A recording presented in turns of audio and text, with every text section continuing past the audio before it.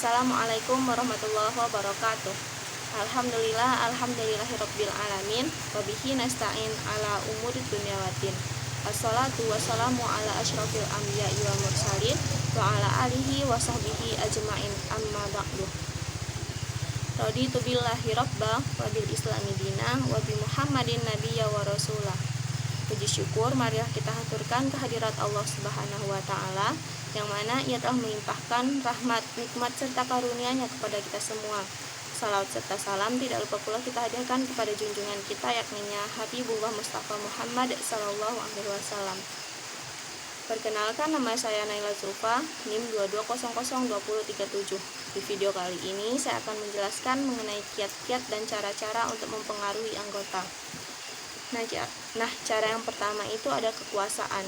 Kekuasaan adalah kemampuan untuk mempengaruhi orang lain atas dasar kedudukan atau jabatan yang kita pegang. Dengan menggunakan kekuasaan, artinya jika menjadi seorang leader, otomatis kekuasaan tersebut melekat secara tertulis maupun dengan cara orang lain melihat atau posisi yang kita pegang. Artinya dengan kekuasaan tersebut orang lain akan patuh dan mau mengikuti apa yang kita perintahkan. Jadi kekuasaan ini adalah trik dan cara untuk mempengaruhi orang lain agar mau melakukan apa yang kita perintahkan melalui kekuasaan yang kita pegang. Yang kedua ada rational persuasion. Rational persuasion ini adalah siasat untuk meyakinkan orang lain dengan cara menggunakan argumen yang secara logis dan rasional. Seorang dokter misalnya memberikan nasihat kepada pasiennya yang menjadi perokok berat. Mereka menjelaskan apa-apa saja dampak dari rokok tersebut.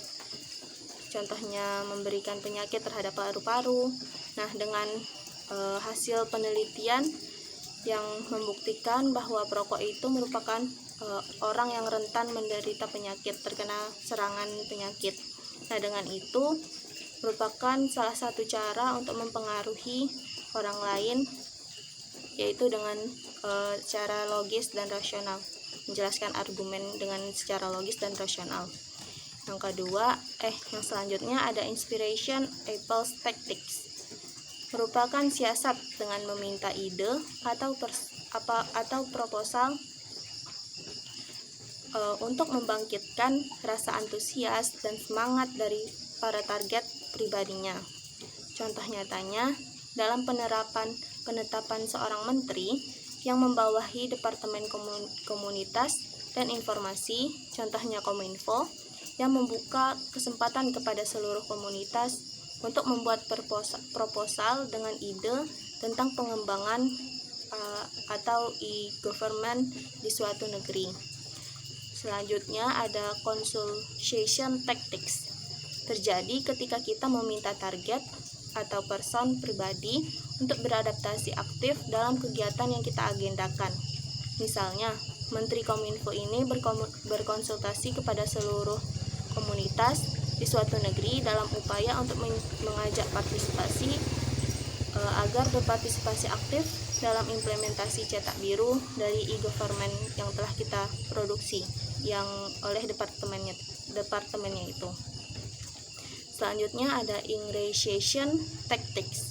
Ingratiation tactics ini adalah cara atau siasat di mana kita berusaha untuk membuat orang-orang senang dan tentram dari pribadinya. Nah, sebelum mengajukan permintaan yang sebenarnya. Contohnya saja senda gurau seorang salesman terhadap langganannya, atau pujian seorang pimpinan terhadap bawahannya sebelum mereka memberikan tugas baru. Nah, ataupun traktiran makan malam atau makan siang dari seorang partner atau partner bisnis adalah termasuk dari dalam ingratiation tactics itu. Selanjutnya ada personal Apple's tactics.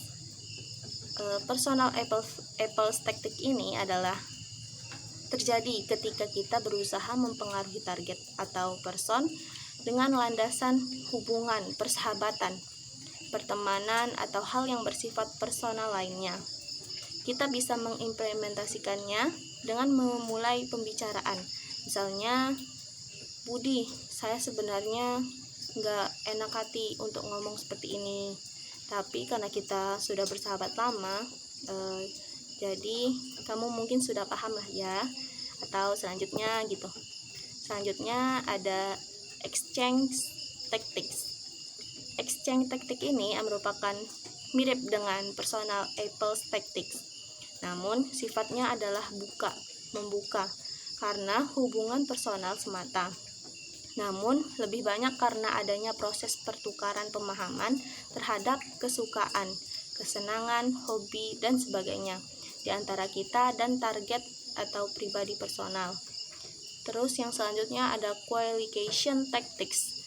Coalition tactic ini adalah siasat di mana kita akan berkoalisi dan meminta bantuan pihak dari pihak luar atau pihak lain untuk mempengaruhi target person. Strategi kemenangan karena jumlah pengikut dipakai dalam siasat ini. Terus selanjutnya ada pressure tactics.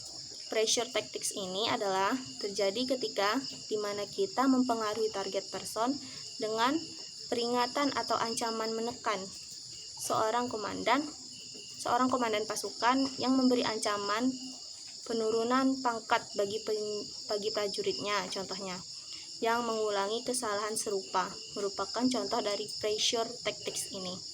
Selanjutnya yang terakhir ada legitimizing tactics.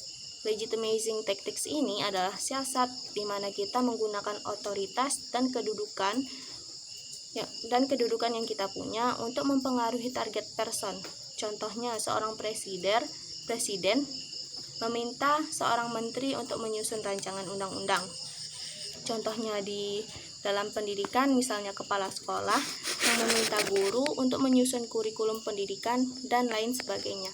Nah, jadi sekian dulu penjelasan kita pada hari ini. Saya Naila Zulfa pamit undur diri. Terima kasih. Assalamualaikum warahmatullahi wabarakatuh.